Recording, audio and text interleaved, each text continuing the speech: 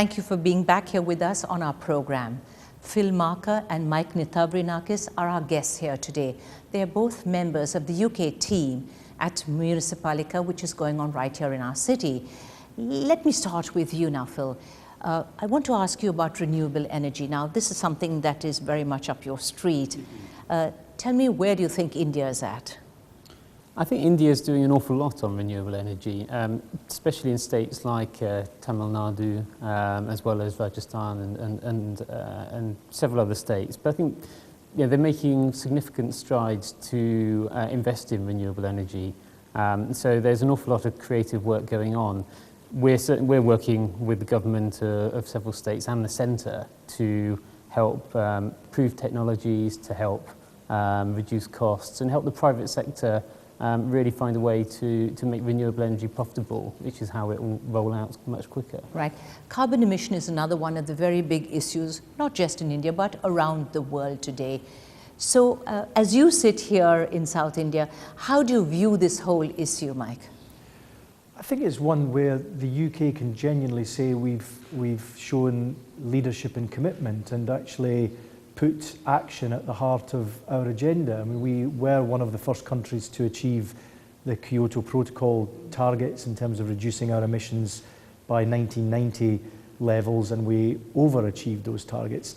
The next huge ambitious target is to reduce our greenhouse gas emissions by 80% by 2050 over 1990 levels. That is going to be enormously challenging, but because we've got a legally binding Climate Change Act and very regular climate change budgets, we have, I think, set the right foundations to give us every chance of achieving that. But we recognise, there's no point in us talking internationally about how important it is for emerging powers like India to transform their environment if we're not actually putting our own house in order, given, frankly, that it's a lot of the developed world that went through the Industrial Revolution and the period after that that has created the challenge in front of us. And that's always one of the criticisms when you sit this side of the world, because you think about the developed world that's pointing its fingers now at the developing world, and that's always a bone of contention very, very often.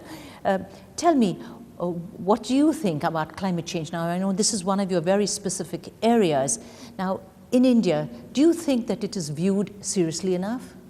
I think the government is serious about tackling climate change. I think the government, very understandably, is also very serious about development and growing the economy, which is going to be vital for tackling the poverty that remains in India and creating jobs for hundreds of millions of people. So, we in our work with the government understand and work to match those things. And happily, there's an awful lot of things that the government can do which is good for the economy as well as good for tackling climate change. So whether it's reducing energy use, introducing renewable energy, and just making better use of the resources that we have is something that's going on the world over. Now, when you talk about working together, what exactly does that mean? And I want to draw you out. Does it mean physically actually showing the way, or does it mean, putting something on paper and saying, go ahead and do it like this? What is the way that you're actually doing this? I think that there are several examples I could give. Please. But essentially what we're trying to do is put together the best of British expertise with the best of Indian expertise. So it may be in research that we're bringing together research organisations from the UK and India to collaborate. So on particular technologies, which we're doing in a number of areas. Also in just understanding the science behind climate change much better and how that affects India as well as other countries in the region. But we're also helping India use its expertise in the UK or in other countries. So it's very much a collaboration rather than a question of sort of bringing UK expertise. Can I just add to that? Yeah, I mean, the British delegation at Municipalika is absolutely, underlines that approach. I mean, I work for the British Foreign Office, i.e. the Ministry of External Affairs. Phil's parent department is the Department for International Development. He leads our work on energy and climate change in India. The delegation that's come from the UK has representatives from one university, from local government in the UK, and from several companies. Yes. And we've tried to bring together, and these are not just people that have worked in standalone projects in the UK, they have some knowledge of India. so that they're not just doing a lecture series, they're actually engaging with Indian partners where they've learnt something about the Indian approach, they've got some UK expertise, and it then means there's something relevant to discuss. And we feel that, we've learned that over many decades. I mean, the days of government sort of lecturing the citizens and telling them how it will be. It doesn't work. It doesn't work. I mean, it certainly doesn't work in this area, I would say, where you need the best of research, you need the best of the NGOs, you need the best universities and the best cutting-edge companies, because there isn't a British company that is successful in the UK that doesn't have low carbon as part of their strategy. And it's not just a bit of their corporate social responsibility. Right. It's actually at the heart of how they do business, because they know that they can grow their business and cut their emissions. It's possible to do it if you get the right collaborative partnerships together. And I think that's what we would like to sort of share with the Indian system. We feel at Municipalika having the ability to talk as the country partner to a range of municipal commissioners, mayors. I met the mayor of Vellore yesterday, the mayor of Tirunelveli, and these are people that are having challenges about their own urban infrastructure.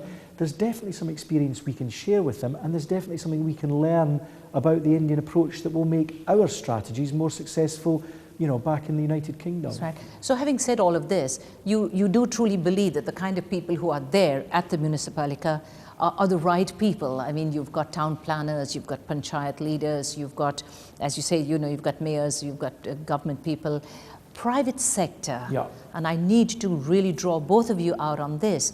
Do you believe that the private sector in India is actually conscious about the issues you are talking about here, from your experience? I think certainly big Indian business absolutely is, and my sense is that it's changing at the other tiers in terms of medium-sized and small enterprises, because the businesses here recognise that there are finite resources, and there are some wonderful resources like wind and sun. Yes, exactly. And so if they try and harness some of their expertise at doing business in one other part of India, they can adapt that to deliver perhaps a renewable energy project here. The other thing I would say is that where there are states where there's a power deficit, so a big challenge to try and bring more megawatts of power on stream to cope with the increasing demands, many private sector companies have adapted their own systems for generating power for their own plants. So although Tamil Nadu has a lot of manufacturing, a big automotive sector, not just in Chennai, but spread across the state, and where there are plans to bring more power on stream, lots of private sector companies are using their own knowledge and their own research capability to develop in large parts of the state wind power, but increasingly helping Tamil Nadu contribute to India's national solar mission, which is incredibly ambitious, will be an important element of that. So I think Indian business is approaching this in the right way. Right. Time for another short break, but when we come back, I'm going to ask you to actually talk to me about carbon tax, carbon emissions, which is of course very big issues around the world. And time for us to go again away for a very short while and get right back with you.